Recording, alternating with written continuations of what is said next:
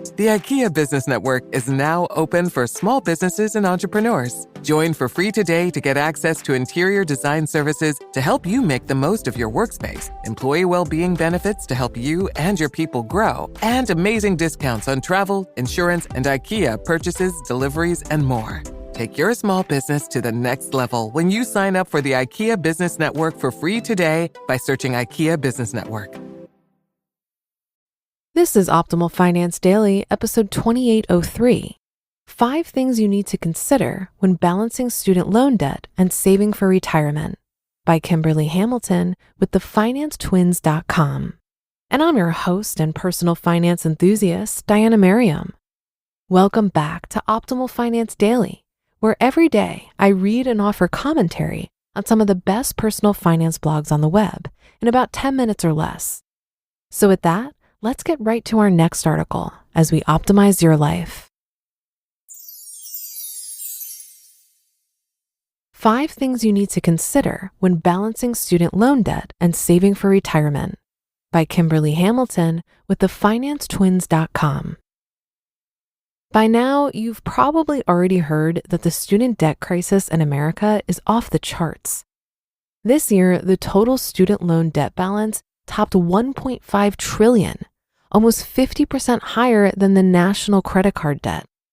Of that amount, millennials ages 25 to 34 account for over $497 billion, and 15 million borrowers with an average student debt of $33,000.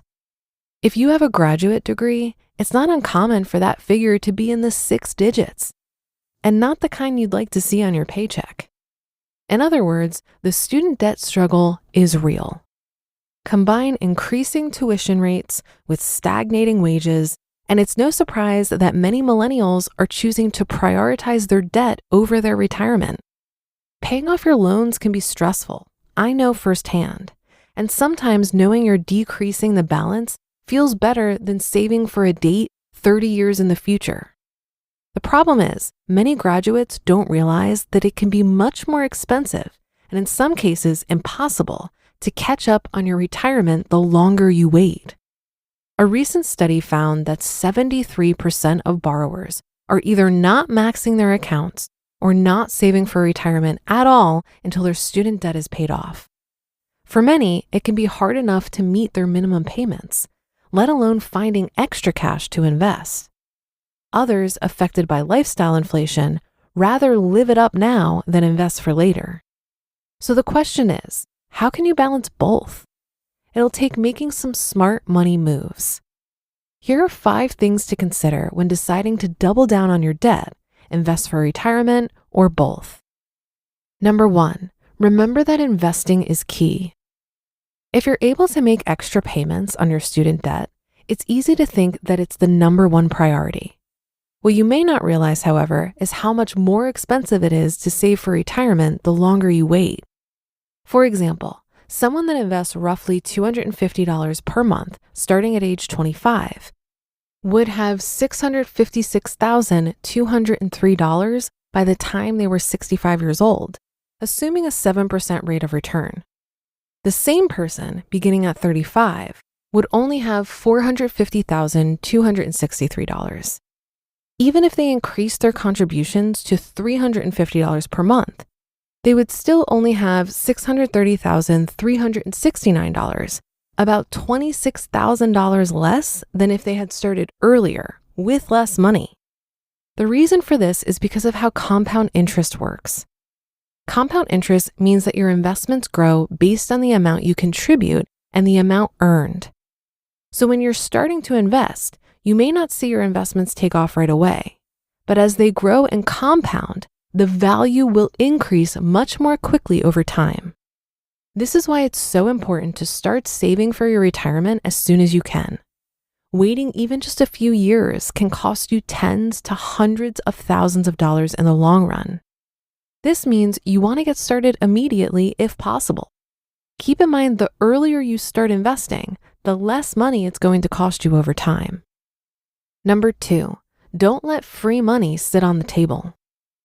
If your employer offers a retirement account, like a 401k, They may also provide what's called an employer match. An employer match is a certain amount of money, usually a percentage of your income, that your employer agrees to contribute up to a certain amount, as long as you also contribute each month. Think of it as free money so long as you do your part. The exact amount of your match will vary from employer to employer. In some cases, it represents a guaranteed 100% return on your investment, an opportunity you will not find anywhere else. This makes meeting your employer match a no-brainer. If you're already making the minimum payments on your student debt, I recommend you do this too. If you're struggling to meet your minimum payments, consider revising your repayment plan to enable you to meet your employer match. You may also want to revisit your budget. Are there any expenses you can cut to take advantage of your match, or split the extra cash between your loans and retirement? The bottom line is, do everything you can to take advantage of the free money coming your way. Number 3, consider your interest rates. When deciding whether to make an extra payment on your student loans or save for retirement, you'll want to take a look at your loan interest rates. For federal loans, they're likely in the 3 to 5% range, which is less than the historical US stock market return of around 6% over any 30 years. This means you may want to start investing for retirement first, as you have a longer time horizon for that money to compound or grow later. This is especially true if you have an employer match. If your loans include private loans, the interest rates on these are likely higher, around 8 or 9%. While the difference of a few percentage points may not seem like much in the short term, depending on the size of your loan, this can cost you a lot of money over time, making even half a percentage point relevant. In this case, after meeting all of your minimum payments, you may want to hold off on investing for retirement until you've paid down your higher interest loans. Or maybe you decide to split the amount, putting the majority towards your debt and the rest towards your retirement. Once you're left with only the lower interest debts, you can play catch up on your retirement contributions. Number 4, take advantage of all your options. If you don't have an employer match or you're self-employed, you still have options to save for retirement. One is called an individual retirement account, or IRA, and there are many different kinds depending on your preference and lifestyle. An IRA is a tax-advantaged retirement account, and you set it up through a financial provider that is entirely separate from your employer. Some questions you'll want to consider in deciding between a traditional, Roth, or other IRA include whether you prefer to make pre- or post-tax contributions, and might you want access to those funds before you retire. Other factors that will help you decide include whether you're self-employed, married, or run your own business. Once you have an IRA, an employer match won't come into play, but at least you can still contribute every month to take advantage of that growth over time. Contributing 10% of your income towards your retirement is a great goal to get you started.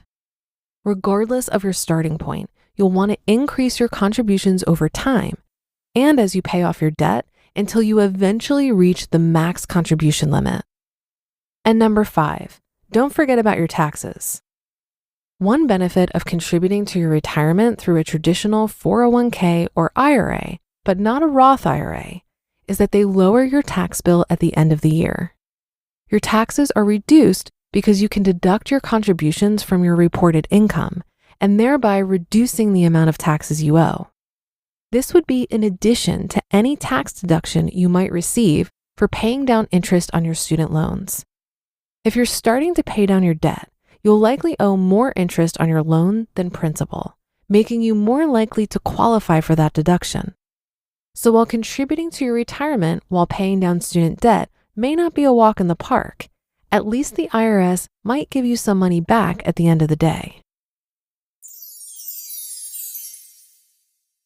You just listened to the post titled 5 Things You Need to Consider When Balancing Student Loan Debt and Saving for Retirement by Kimberly Hamilton with thefinancetwins.com. And I'll be right back with my commentary. For a lot of people, myself included, different finance apps can be stressful and make it difficult to manage finances. But then I tried Monarch Money and everything got so much easier. Maybe you're saving for a down payment, a wedding, a dream vacation, your kids' college?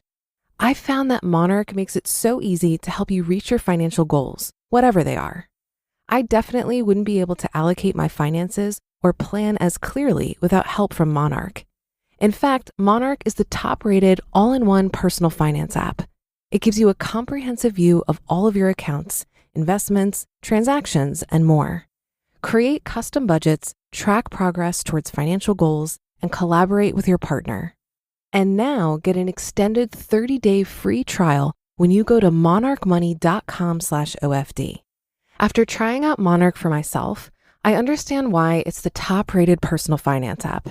And right now, listeners of this show will get an extended 30-day free trial when you go to monarchmoney.com/OFD.